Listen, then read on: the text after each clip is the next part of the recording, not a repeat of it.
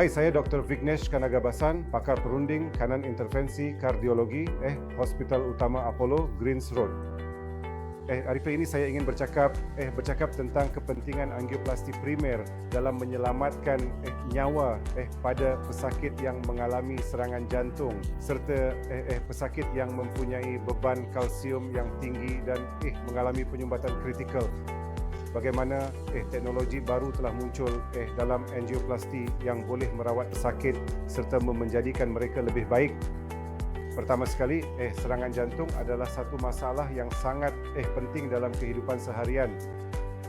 Seperti yang anda lihat di negara kita, zaman di mana serangan jantung hanya berlaku kepada orang tua sudah berlalu. Kini tiada umur yang selamat daripada serangan jantung. Malah anak-anak muda yang melebihi umur 20-30 tahun juga mengalami serangan jantung. Jadi apa yang anda maksudkan dengan serangan jantung?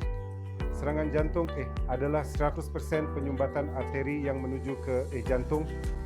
Jadi dalam istilah perubatan kami memanggilnya infarksi miokardium. Untuk melakukan apabila begitu apabila pesakit mengalami serangan jantung, ia mengancam nyawa dan melibatkan nyawa. Jadi mereka perlu mendekati hospital yang mempunyai kemudahan makmal cath dan penjagaan kardiologi sepanjang masa. Jadi apabila pesakit datang segera ke bilik kecemasan, kami memanggilnya masa pintu ke belon, di mana ia sepatutnya 90 minit dari masa sakit dada atau kurang daripada itu. Jadi kami segera merawat pesakit, melakukan siasatan asas dan kemudian selepas memaklumkan kepada pesakit, kami membawa pesakit ke makmal cath. Jadi setiap minit kita melambatkan serangan jantung, otot akan terjejas dan komplikasi yang mengancam nyawa boleh berlaku. Jadi sebaik sahaja kami masuk ke dalam makmal cath, kami segera melakukan angiogram yang menunjukkan di mana sebenarnya penyumbatan itu. Dan selepas itu diikuti dengan kami melakukan angioplasti primer. Ini bermakna kita lulus dalam wayar pelebaran belon dan masukkan ke dalam stent. Oleh itu stent ini biasanya menghancurkan blok ke dinding saluran dan sekali lagi aliran darah yang disekat sepenuhnya disambung semula. Jadi tiada yang lebih menggembirakan untuk pakar kardiologi intervensi daripada menyelamatkan pesakit daripada serangan jantung.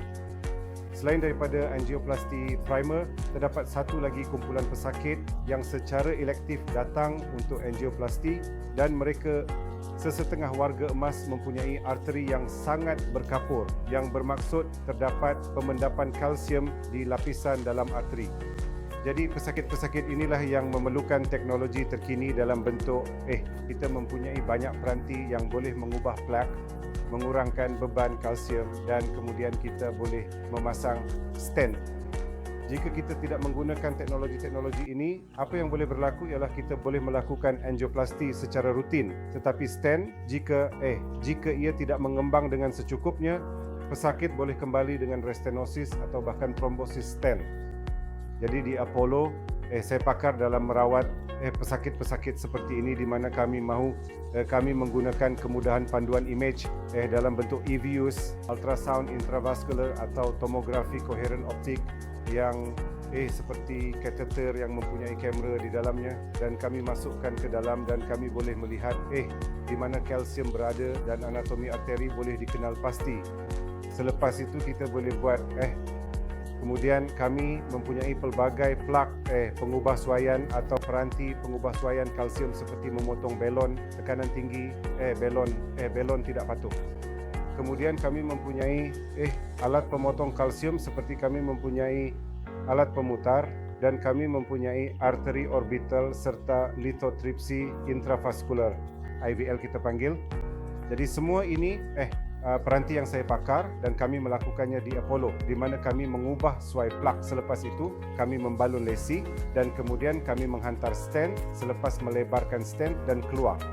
Jadi dengan menggunakan panduan image serta teknologi terkini ini, kami boleh memberikan hasil yang optimum 100% kepada pesakit dan supaya keputusan jangka panjang adalah baik diikuti dengan rawatan perubatan